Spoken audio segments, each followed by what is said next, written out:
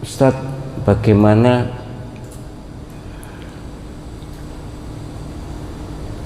dosa orang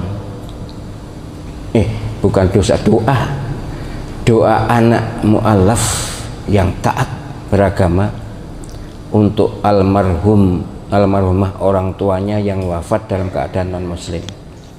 Sudah pernah ya, ingat saya ya. Jadi panjenengan sebagai muslim, entahlah mu'alaf atau tidak mu'alaf, pokoknya sudah beragama Islam, harus menerima, taken for granted, tidak ada reserve, tidak ada tawar menawar, menerima hukum Allah Subhanahu wa ta'ala secara total. Namanya kafah, masuk Islam secara kafah, tidak ada reserve. Allah Subhanahu wa ta'ala melarang memohonkan ampun kepada orang non muslim, itu siapapun non muslimnya, tidak usah ditawar. Nah saya nggak enak, saya kasihan nih, kalau panjenengan sudah masuk Islam maka tunduknya kepada Allah Subhanahu wa ta'ala. Jangan lalu merasa lebih sayang, lebih bijak pada orang tua. Tidak. Jangankan panjenengan, mohon maaf ya, Nabi Muhammad sallallahu alaihi wasallam memohon kepada Allah untuk mendoakan ibunya, tidak diizinkan. Nabi Muhammad kurang top apa? Siti Aminah itu melahirkan Nabi Muhammad, tapi tidak boleh. Mengapa? Ini untuk menjaga kesucian, kebersihan akidah. Soal perlakuan Allah SWT pada Siti Aminah itu adalah urusan Allah SWT. Kita tidak usah sok lebih sayang, wah Siti Aminah masuk surga, ya sudah, soal masuk surga atau bukan masuk surga, jangankan Siti Aminah, kita itu loh nggak tahu kan, nggak usah kemelintir lah ya. Jadi kalau panjenengan sudah masuk Islam, udkhulu fis-silmi kafah, masuk Islamlah secara total, nggak usah nawar.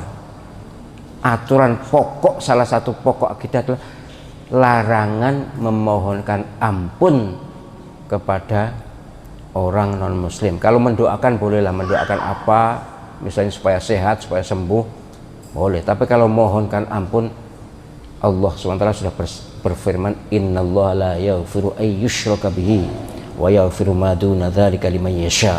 2 kali diulang dalam Al-Quran. Allah SWT tidak berkenan mengampuni orang yang mensekutukannya.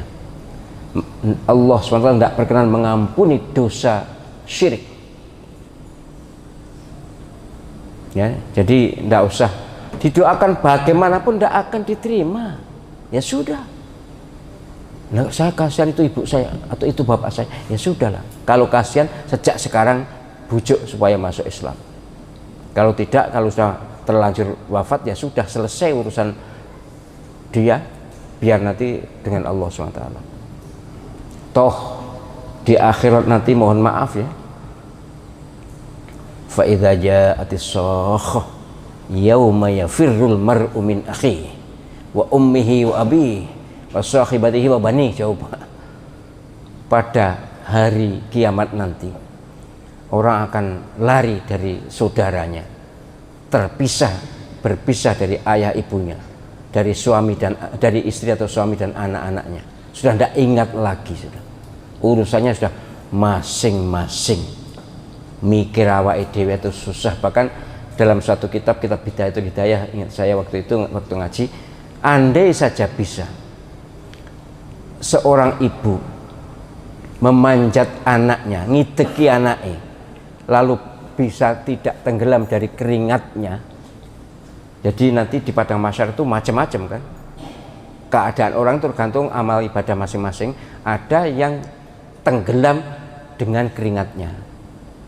Mbuh caranya bagaimana? Apa keringatnya bagaimana? Pokoknya ada begitu.